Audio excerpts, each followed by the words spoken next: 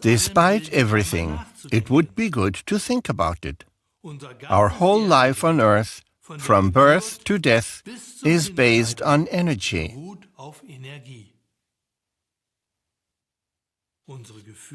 Our feelings, sensations, thoughts, words, and actions, all our behavior, whether positive or negative, are energies.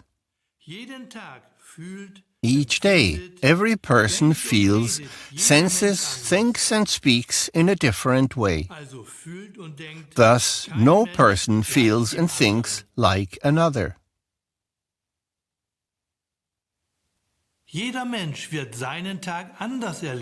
Each person will experience his day differently, and it will also be different than a year or even some years before. Everything, but really everything, wants to tell us something.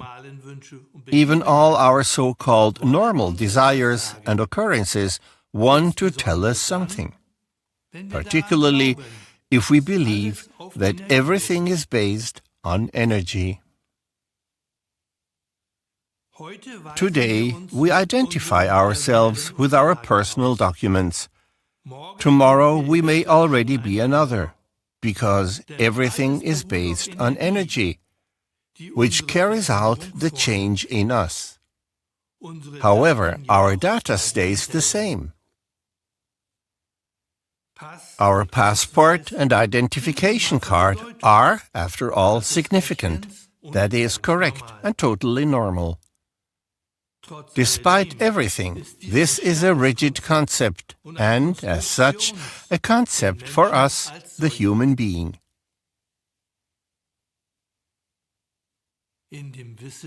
Knowing that everything is energy, we can assume that, in reality, each person changes day by day. And each change is an energy process.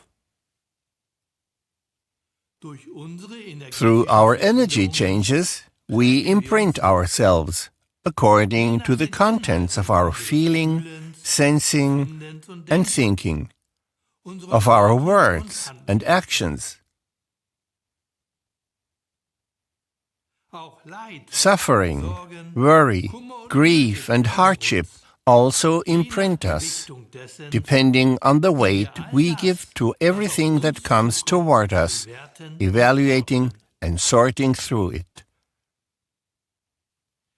All our ways of behaving, that is, our patterns of behavior, form our character, which also imprints us, and, in the final analysis, shape our life on earth, and, at that, from birth on. From birth on, we are an energetic body, a human being, which, seen as a whole, is a body of energy.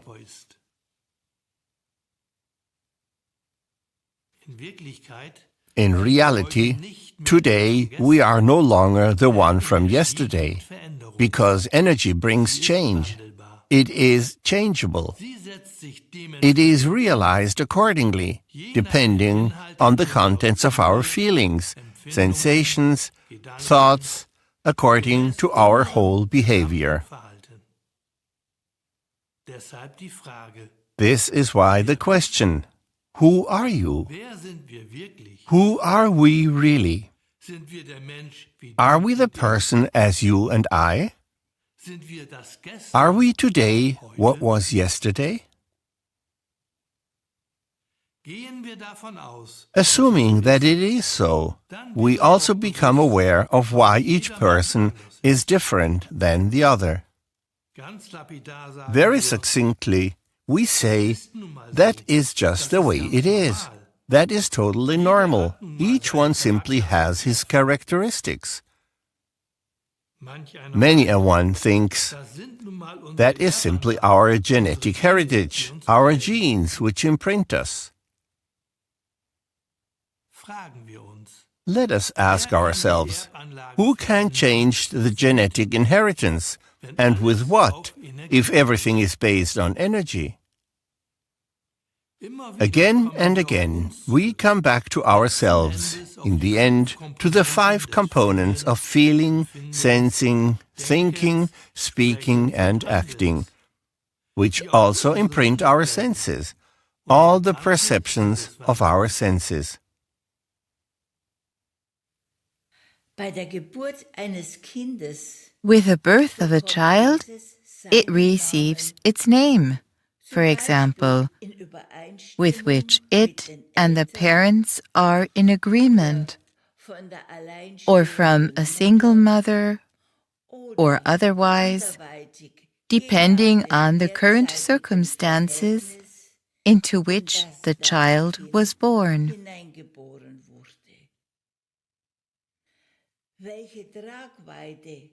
What impact, that is, what weight underlies the choice of name, is left to the respective situation.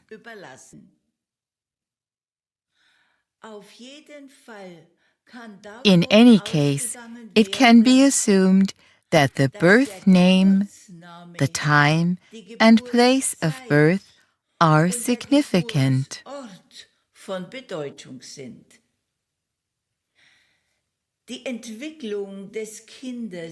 The development of the child takes its course.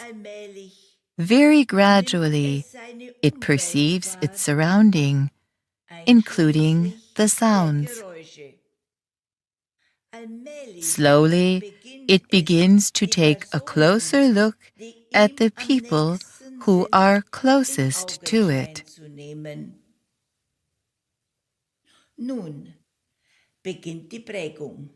Now, the imprinting begins. The first sounds indicate the beginning of imprinting, as for example the words mother and father. Soon, further sounds emerge that the brain of the child puts together, depending on what it perceives and experiences on a daily basis. The further imprints of the brain cells then directly affect the body functions of the child. For example, the corresponding body movements like sitting, grabbing objects directly, and then moving forward. The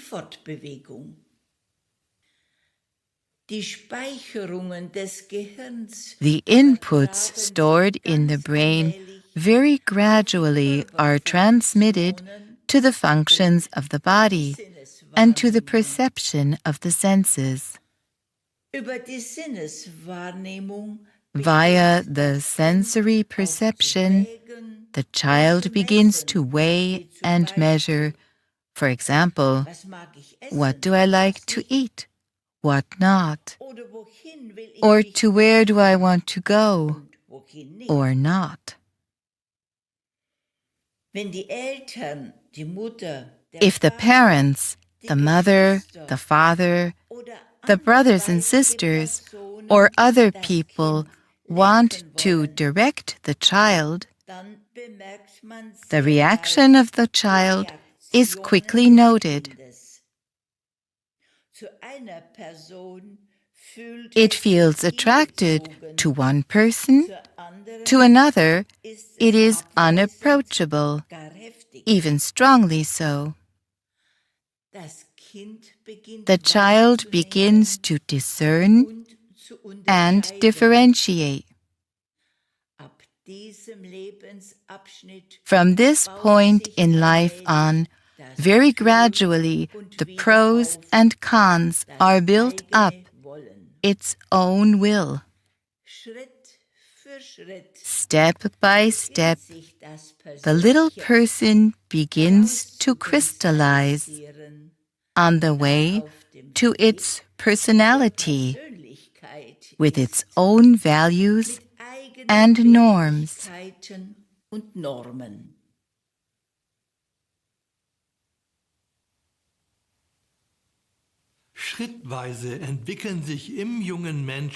Step by step, their own ideas and opinions are developed in young people. How expanded the scope of their youthful ideas is anyone's guess. In any case, the young person tries to affirm his world of ideas and to take the corresponding initiatives.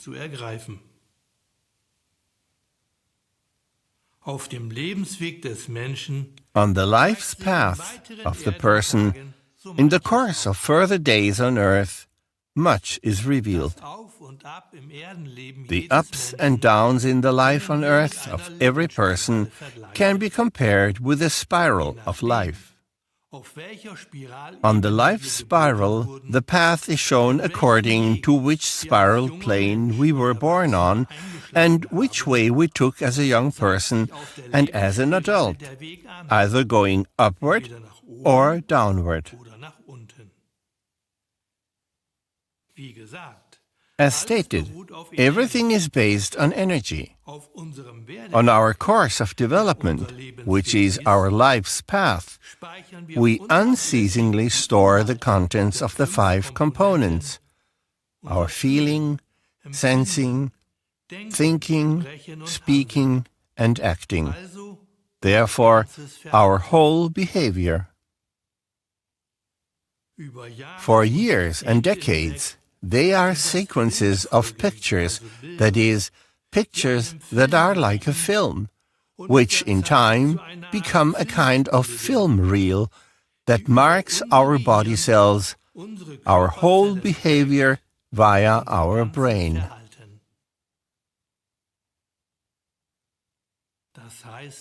This means that very gradually all the components of our body accept the values of our patterns of behavior.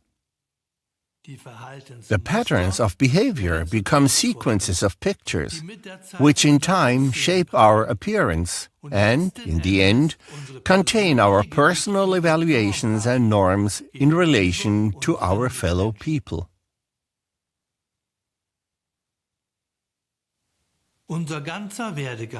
Our whole course of development, from birth until today, is registered on our life's spiral, also called our life's film, going either upward or downward. As stated, everything is based on energy. Our passport and our identification card are decisive for our life on earth. However, we have changed and unnoticeably, energetically, have taken on the values that correspond to our patterns of behavior.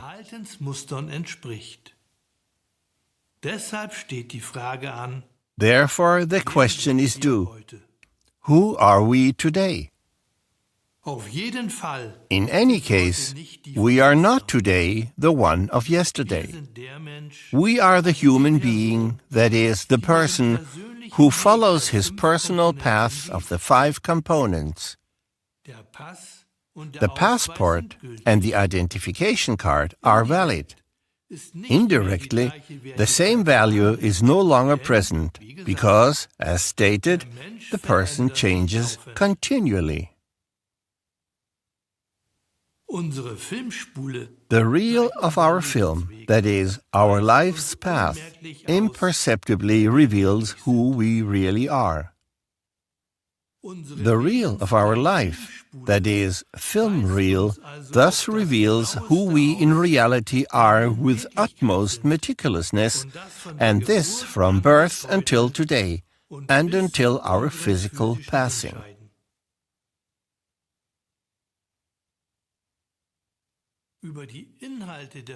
Via the contents of the 5 components of feeling, sensing, thinking, speaking and acting, which also mark our senses, the person changes by the hour, by the minute, actually at every moment, and this on a daily basis. The one who believes in a life of the soul that continues after the physical passing understands that the soul in the spheres of the beyond will live there, where its memory bank, that is, where its stirrings and inclinations are registered, its life's film.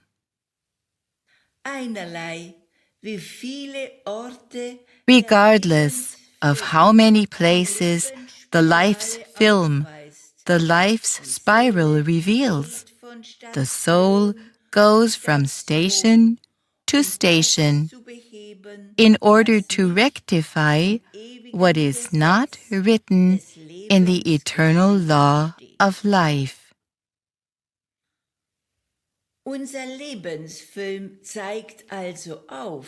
Thus, our life's film points out either downward to another incarnation or upward to the kingdom of God, to our eternal homeland. For our understanding, after the passing of the person, the physical capsule of the soul, the latter consists of a finer, subtler substance.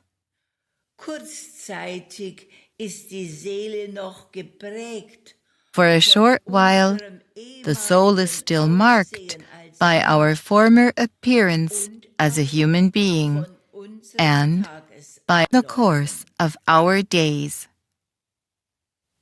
The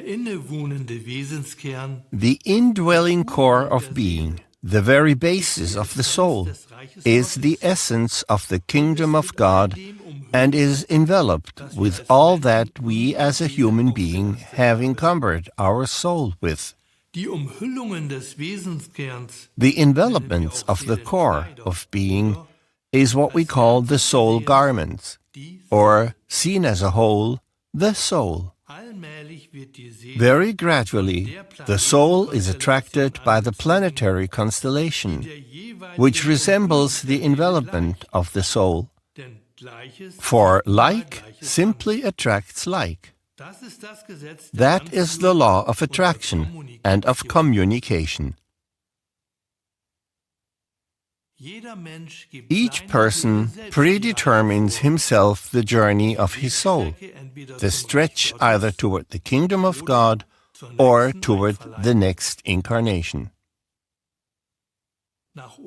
Upward, on the path to the kingdom of God, our names get ever richer in facets. They bear ever more components of the language of light of the eternal being.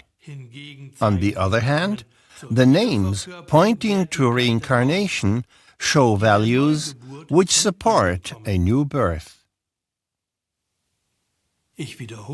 I repeat, everything is based on energy. We, each one of us, are thus a body of energy, which transmits its picture components, that which corresponds to the contents of our feeling, sensing, thinking, speaking, and acting, including our senses, to the indwelling, finer material body of energy of the soul.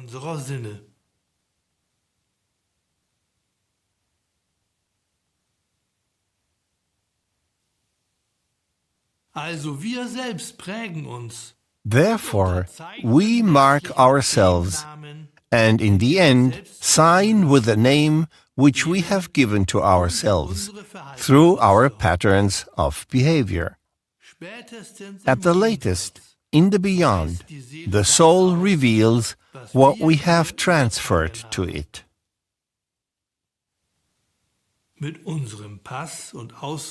With our passport and our identification card, we also reveal ourselves as human beings. That is a matter of course. But who are we really then, once we think in terms of our energetic course of life? Are we the being with which we were identified at birth?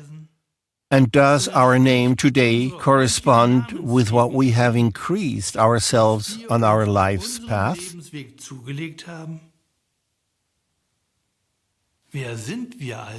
Therefore, who are we? A hint. No one else is to blame for our life's course.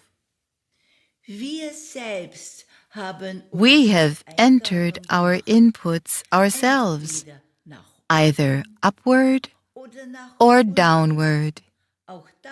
Even if another person irritates us so very much, or even assails us in our existence on earth, and harms it, or something happens otherwise.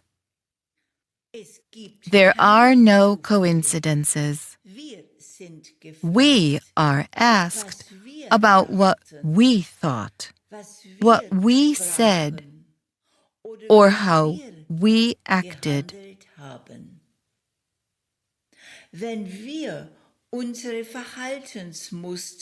If we compare our behavior patterns with the 10 Commandments of God and the Sermon on the Mount of Jesus of Nazareth, then every now and then a little light comes on in us in terms of what is waiting to be cleared up.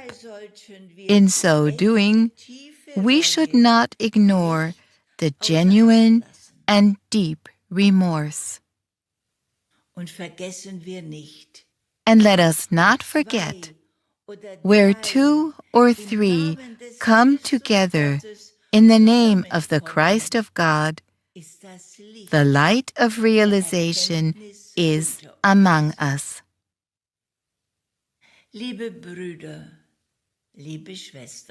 Dear brothers, dear sisters, may we, Ulrich and I, Gabriele, wish us all blessed and fruitful conversations.